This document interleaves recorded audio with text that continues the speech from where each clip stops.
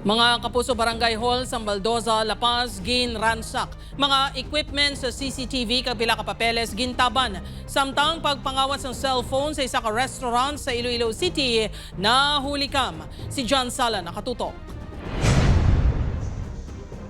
Kapon na sa ngaga na diskubrihan sa mga opisyal sa Barangay Baldoza, La Paz ang ginransak ang ilang barangay hall. Gintaban sa kawatan ng motherboard ng monitor sang CCTV sa barangay.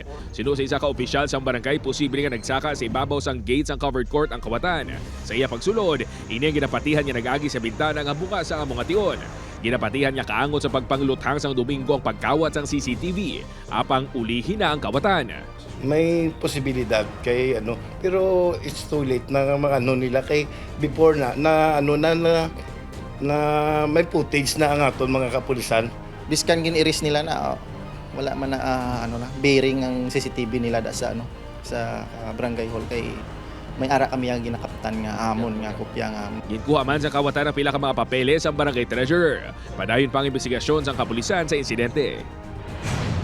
Samtang makita naman sa video nga ini ang isa ka lalaki nga nakaitom nga long sleeves nga nagalantaw sa menu sang sini nga kalanan.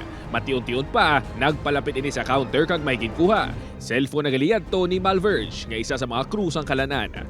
That time wala man ko to abi kay may katuan ko nagwa ko. Then sobra man ka busy sa akong mga pod, wala nila matalupangdan nga muna nagali na tabobla. Hindi kuno nila kilala ang kawatan. Labing una yadtong ation nga nagsulod ini sa establishmento. Kabay pa akong makita man sa tawagan lang ang emergency number tapos Mamanita na yung matakpan na sa. Ay damo to dan mga files man nga nakapaslak. Wala man nakaluwas ang balay sa isa ka pulis matapos ginsulod sang isa ka lalaki kahapon sang kagahon. Natabong insidente sa barangay New Busuang, Kalibo, Aklan.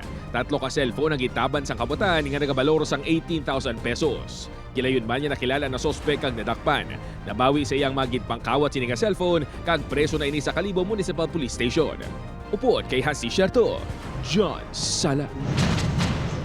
1 Western Visayas.